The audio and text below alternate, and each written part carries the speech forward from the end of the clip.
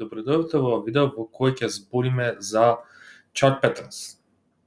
Chart patterns, ако не знаете, се геометриски тела, триаголници, знаменја, правоаголници, рамења и глава, и функционираат со тоа што генерално маркетот секој сака трейдер да ги препознае и да добие некоја предност со користење на нив.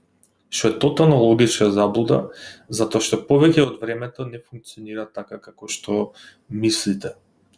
И немој да мислите ако ги спечатите вие chart patterns, bullish или bearish или не знам каков паттерн, мислите дека ќе бидете во некаква предност, зашто тоа е логичка заблуда. Најдобро е да почекате конфирмација и исто така да препознаете маркет структура и да го дефинирате трендот. Ако ме прашате мене, значи што беше дефиниција за bear маркетот во претходната 2017? Од моја перспектива беше кога се промени трендот, кога направивме првиот lower high или оваа височина, ценовна височина е пониска од претходната, и исто така направивме lower low. Овој лоу е понизок од овој лоу. И генерално тоа се дешаваше цело време. Значи ако идете од тука, од овој период, имавме цело време период, значи скоро 3 години, каде што немавме направено еден higher low, тоест higher high за потврдување на трендот. Што значи тоа? Тоа значи дека периодот од тука до тука цело време беше bear market, каде што луѓето гледа вредност на $3,000 и продаваа на 14,000 и пак купија на 3,800. Јас така не размислав тогаш, затоа што не може да гледам таква перспектива, но научив на потешкиот начин. Сега, за да идеме за chart patterns, сакам да ви кажам дека chart patterns не функционира така како што вие мислите. Зашто? Затоа што има некои што се вика маркет мейкери, што го прават пазарот и идат на Twitter и исто така имаат фандинг кој го користат за perpetual contracts и секој фандинг ќе им кажува каков е сентиментот на маркетот. Например, да речеме Уни, сентиментот е пребулиш. Што сака да каже тоа? Тоа сака да каже дека има многу лонгери. И тие што прават? Значи, да речеме, тука, овде имаше најмногу ликвидации и целиот маркет отиде во спротивна страна. Сака да каже дека тие го користат дека има многу лонгови и го шортаат маркетот нормално со просечна цена, се со цел за да ја движат цената во нивен терк. Исто така, ако сакате да дефинирате chart patterns, треба да знаете да го дефинирате трендот. Дали ќе користите moving averages, ценовни линии, и да ќе користите маркет структура, тоа е ваше. Значи, секогаш во bull market функционираат bull chart patterns. Во bearish маркет функционираат повеќе од времето bearish паттерни. Исто така и функционираат понекогаш bullish reversal паттерни. Затоа, значи, некој може да го гледа овој и да рече, ова е descending triangle, така. Значи, ова беше descending triangle, каде што имаше breakdown и цело време имаше lower highs.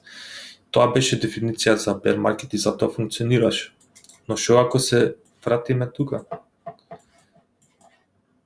Ако се вратиме тука и видиме дека ова е descending triangle, во bullish тренд, што се деси? Експанзија, значи експанзија на цената. Зашто? Затоа што едноставно многу луѓе тука видоа вредност на биткоин на 30,000 и ја одбрануваа таа цена. И нормално после кога имаше промена на тренд, кога го направи првиот higher low и после тоа имаше breakout од целата оваа надолна линија. И после направи уште еден higher low и после трендот продолжува. Исто тука, значи луѓе, ја исто бев bearish, но каде е цената? Цената е над претходниот high. Значи, што значи тоа? Тоа значи дека има луѓе што се заинтересирани да купат на толку ниски цени и да одбранат цената и нормално цената иде ше нагоре. Сакам да ви кажам дека најбитното нешто е да знаете маркет структура. Не се фокусирате многу на chart patterns, иако некогаш даваат предност, не велам не. Но секогаш треба да се фокусирате на каде е трендот, што го прави во моментов, зашто тука има купци, зашто тука има продавачи. Едноставно на тоа треба да се запазите и нормално да го гледате фандингот. Не секогаш фокусирајте се на chart patterns. За да функционира chart pattern, треба да има конфирмација. Ова може да ви изгледа како rising wedge, но се уште нема конфирмација. Ако вие шортате тука, и може цената да иде уште погоре и вие да сте во загуба. Затоа многу подобро е да чекате да има промена на трендот, да направи lower high под овој low, едноставно да ставите шорт, ако веќе туку сака да трейдате. И тоа е се што сакав да кажам за chart patterns. Значи, да резимираме. Chart patterns се добри работи за трейдери што знаат да го искористат тоа. За почетници не даваат никаква предност. За почетници даваат предност од тоа што го користат со генералниот тренд.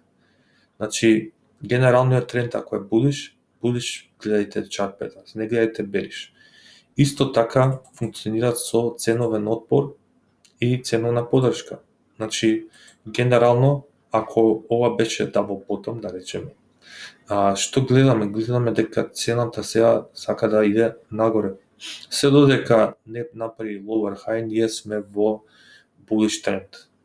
И тоа е се што сакав да кажам. Се надам дека ќе ви се допадне видео. Лайк, шер, сабскрайб на мојот канал и поздрав!